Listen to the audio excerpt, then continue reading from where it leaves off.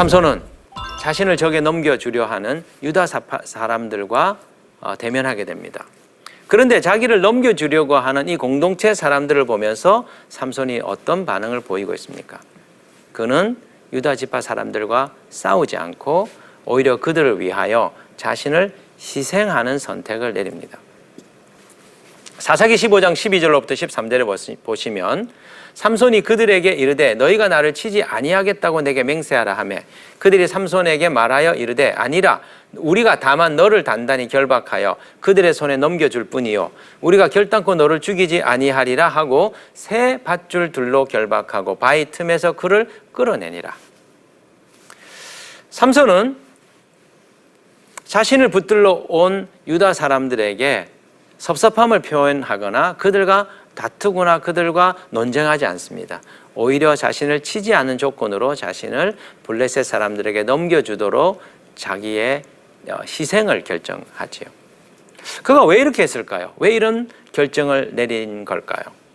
그 이유는 사사로서 자신이 블레셋을 치는 것은 이스라엘을 구하기 위함이었습니다.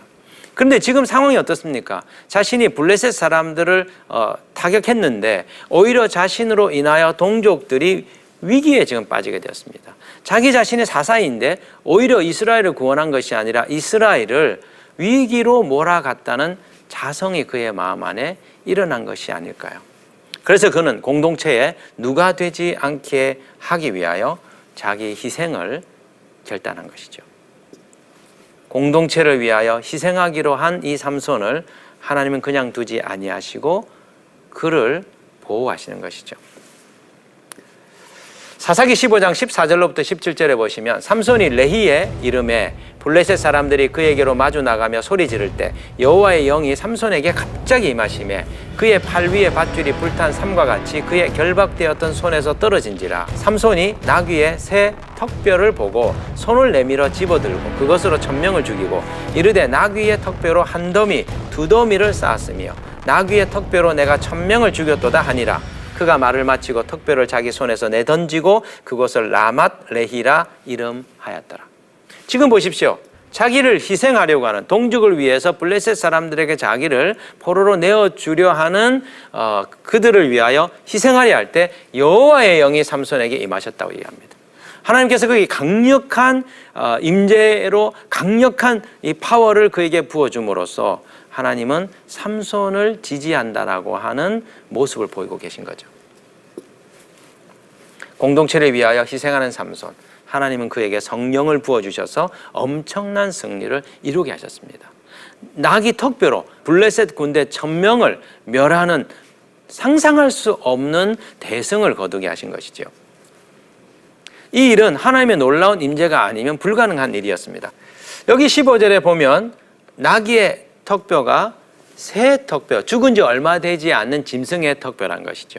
히브리어에 의하면 새 턱뼈는 축축한 턱뼈, 신선한 턱뼈라고 하는 뜻으로 사용되었습니다. 그러니까 여기서 우리가 알 수 있는 게 뭡니까? 삼손이 에담바위 틈에 숨어 있을 때 하나님께서 블레셋과의 전투를 위하여 한 마리의 나귀를 죽게 하시고 삼손의 무기로 예비해 주셨다는 것입니다. 두 번째로 이 라맛 레히의 승리가 놀라운 것은 삼손이 전쟁에서 승리한 뒤에 이 지명을 뭐라고 짓고 있습니까? 라맛 레히라고 짓습니다. 턱뼈의 산이라는 뜻입니다. 레히는 턱뼈라는 뜻인데요. 왜 이런 이름이 지어졌냐면 그 지형이 짐승의 턱뼈처럼 생겼다고 지어져 있습니다. 그런데요, 하나님이 턱뼈라 불리는 레히에서 블레셋과 삼손의 전쟁을 하게 하시고 그것에서 나귀의 턱뼈를 사용하여서 승리를 거두게 하셨다는 것이죠. 나귀 턱뼈를 통해 하나님이 승리하게 하신 것, 이것은 이 전쟁이 하나님의 섭리로 이끄셔서 이루어진 사건이라는 것을 이중적으로 보여주는 상징적인 상징물들이라는 것이죠. 외형적으로 볼 때는 삼손이 이긴 것 같습니다. 외형적으로 볼 때는 삼손이 나귀 턱뼈로 블레셋을 물리친 것 같습니다. 그러나 나귀 턱뼈를 준비하시고 그리고 레히에서 그 1000명을 이기게 하신 것은 삼손에게 성령을 부어주신 하나님이었습니다. 종종 우리가 우리의 삶에서 여러 가지 성취와 업적을 이룰 때가 있습니다. 실제로 내가 이룬 것 같아 보이죠. 하지만 우리에게 힘주시고 우리를 통하여 이 일을 이루신 하나님이 계셨기 때문에 우리가 이 자리에 있게 된 것입니다. 그런 점에서 하나님이 주신 업적과 승리를 맛본 우리들은 모든 영광을 하나님께 드려야 하고 우리 자신에게 돌릴 이유가 없습니다. 우리는 자랑할 것이 없고 오직 주님만이 높임을 받고 영광을 받으셔야 한다고 그분께 고백해야 되죠. 이제 마지막으로 삼손을 빚어가시는 하나님의 모습을 생각해 보겠습니다. 사실 이 전쟁은 삼손의 전쟁이 아니라 하나님의 전쟁이라고 말씀드렸습니다. 그런데요, 삼손은 이 전쟁이 자신의 전쟁이라고 생각했었어요. 사사기 15장 15절로부터 16절에 보시면 나귀의 턱뼈로 한 더미 두 더미를 쌓았으며 나귀의 턱뼈로 내가 1000명을 죽였도다 하니라. 여기서 강조되어 있는 게 뭡니까? 내가예요. 내가 1000명을 죽였도다. 여기서 우리는 삼손의 고질적인 성향을 엿볼 수 있습니다. 그가 엄청난 승리에 흥분한 나머지 하나님께 영광을 돌리지 않고 자신의 업적을 부각하는 그 고질적인 모습을 여기서도 나타내죠. 우리가 지난 시간에 살펴보았지만 그는 젊은 사자를 맨손으로 때려잡는 어마어마한 일을 이룹니다. 그리고 결혼식을 가는 도중에 어찌하죠? 다시 그 현장을 방문해서 자신의 그 업적과 승리를 추억하고 만끽하려는 모습을 보였죠. 그로 인하여 그는 나실린의 언약을 깨는 실수를 범하게 되는 것입니다. 하나님께 영광을 돌리지 않고 이 일이 자신의 승리라고 생각했던 이 삼손을 하나님 어떻게 다루십니까? 하나님은 갈증이라고 하는 상황을 통하여 육신적인 한계를 통하여 그의 내면을 치유하시고 고치시는 일을 행하십니다. 사사기 15장 18절로부터 19절에 보시면 삼손이 심히 목이 말라 여호와께 부르짖어 이르되 주께서 종의 손을 통하여 이 큰 구원을 베푸셨사오니 내가 이제 목말라 죽어서 할례받지 못한 자들의 손에 떨어지겠나이다 하니 하나님이 레히에서 한 우묵한 곳을 터뜨리시니 거기서 물이 솟아 나오는지라. 삼손이 그것을 마시고 정신이 회복되어 소생하니 그러므로 그 샘 이름을 엔 학고레라 불렀으며 그 샘이 오늘까지 레히에 있더라. 1000명을 죽인 대전투를 벌인 삼손은 지금 심각한 탈수 현상에 시달리고 있었습니다.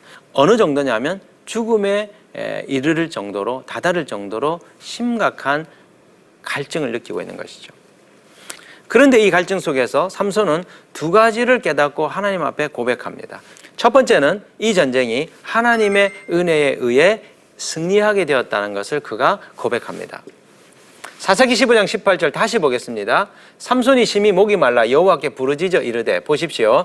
주께서 종의 손을 통하여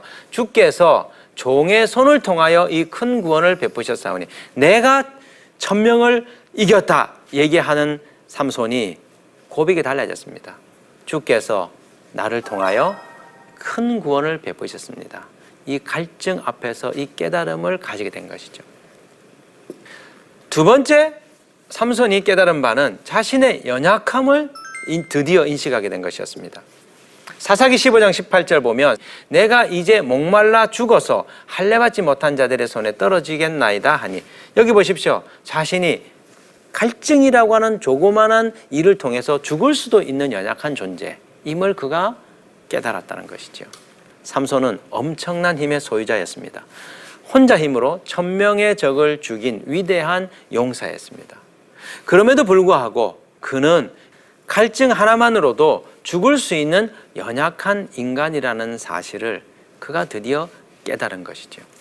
자신이 얼마나 연약한 인간인가, 자신이 하나님 없이 살 수 없는 나약한 존재인지를 깨닫게 된 것이었습니다.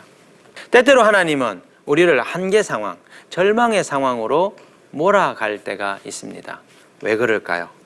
하나님 없이는 살아갈 수 없는 존재, 하나님의 은혜 없이는 우리가 그 어떤 것도 이룰 수 없다는 사실을 우리로 하여금 깨달아 알도록 하나님께서 우리를 몰아가시는 것이죠. 정말 죽을 것 같은 상황, 사방이 다 막힌 것 같은 그 상황, 바로 그 자리가 은혜의 하나님을 만날 수 있는 자리임을 오늘 이 본문이 우리에게 가르쳐주고 있습니다. 하나님은 자기의 연약함을 제대로 알고 하나님을 전심으로 의지하는 자, 그 사람을 외면하지 않으십니다. 하나님은 그 사람의 기도를 들어 응답해 주세요. 삼손은 어떤 사람입니까? 그는 좌충우돌 설익은 사역자였습니다. 사사가 된 지 얼마 되지 않았습니다. 결혼을 통해서 블레셋을 치겠다라고 참으로 놀라운 전략을 세웠지만 그는 분노와 혈기를 다스리지 못하고 하나님의 언약을 깨트리는 우를 범합니다. 또한 그는 하나님이 끊임없이 자기를 돌아보라고 흔들어 깨우심에도 불구하고 그것을 깨닫지 못하는 영적으로 우둔한 사람이었습니다. 또 하나님께서 그를 공동체를 세우라고 사사로 임명하셨으나 자기 혈기를 다스리지 못하고 도리어 공동체를 위험에 빠뜨리는 미성숙한 사역자였습니다. 그런데요, 그런 그를 하나님이 이스라엘의 구원자로 빚어 가셨다는 것입니다. 이런 하나님을 볼 때 우리가 위로를 받고 소망을 가질 수 있는 것이죠. 때로 삼손처럼 우리는 어설프고 미숙하지만 하나님께서 삼손을 빚으신 것처럼 우리를 빚어 가실 것이기 때문에 우리는 소망을 가지고 주님의 부르심에 헌신할 수 있는 것입니다. 오늘 이 말씀을 정리하며 우리의 삶에 한번 적용해 봅시다. 첫 번째, 마음에 일어나는 혈기와 분을 잘 다스려 하나님의 일이 어그러지지 않도록 우리 자신을 절제하는 삶을 살아야 되겠습니다. 두 번째, 우리 삶에 닥쳐오는 여러 가지 어려움들이 우리가 하나님과의 언약을 깨트림으로 비롯된 것인지 우리 자신을 돌아보는 시간을 가지면 좋겠습니다. 세 번째로, 우리의 미성숙함에도 불구하고 우리를 은혜의 자리로 이끄셔서 빚어가시는 이 하나님, 그 하나님을 바라보며 소망을 가지는 시간이 되었으면 좋겠습니다. 다음 시간에는 사사 삼손 이야기 마지막 삼손의 최후에 대해서 공부해 보겠습니다. 지금까지 함께해 주신 여러분 감사드립니다.